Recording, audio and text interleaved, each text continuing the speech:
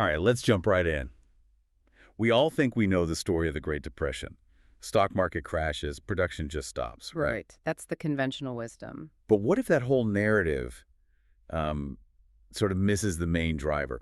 What if the huge monetary collapse from 1929 to 33 wasn't just a symptom, but was actually the cause? That's exactly it. And that it was a cause driven by, well, specific and frankly disastrous policy failures.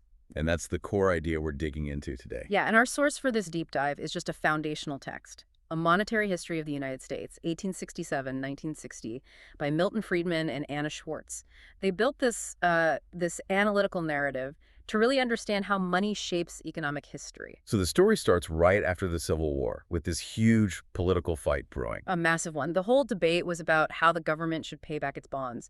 Was it going to be in actual gold, what economists call specie, or in the paper money printed during the war, the greenbacks? And the Democratic Party was pushing hard for the paper money, for the greenbacks. Oh, yeah.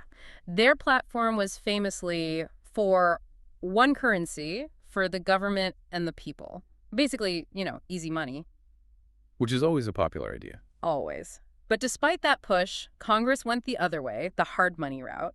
They passed an act in 1869, and then the big war, the Resumption Act of 1875, to put the U.S. firmly back on a gold standard. Okay, so at the time, people thought the price of gold was just driven by speculation here at home, right? Yeah. Everyone betting on whether the government would actually make good on its promise. That's what everyone thought. But Friedman and Schwartz just completely demolished that idea. So what was it then? They showed the gold premium was really just an exchange rate.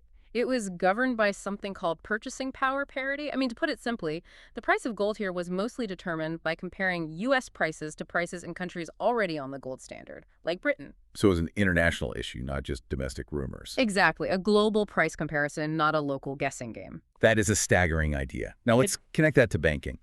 The authors point to two major crises where a failure to act turned a bad situation into a total catastrophe.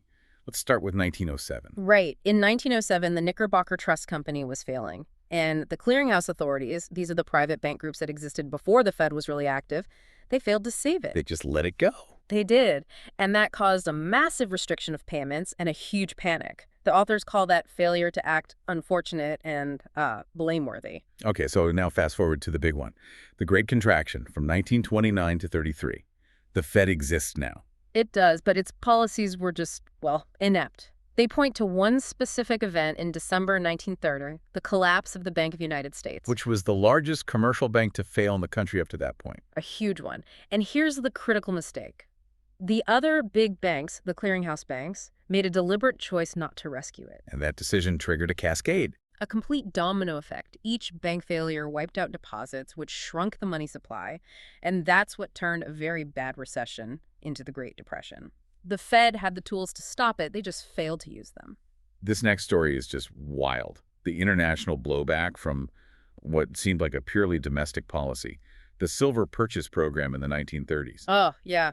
This one is a great example of unintended consequences. It was entirely designed just to help silver producers here in the U.S. and, increase the money stock. That was the goal. But because the U.S. government was buying up so much silver, the world market price just shot through the roof. And that created a massive problem for China. A catastrophe for them.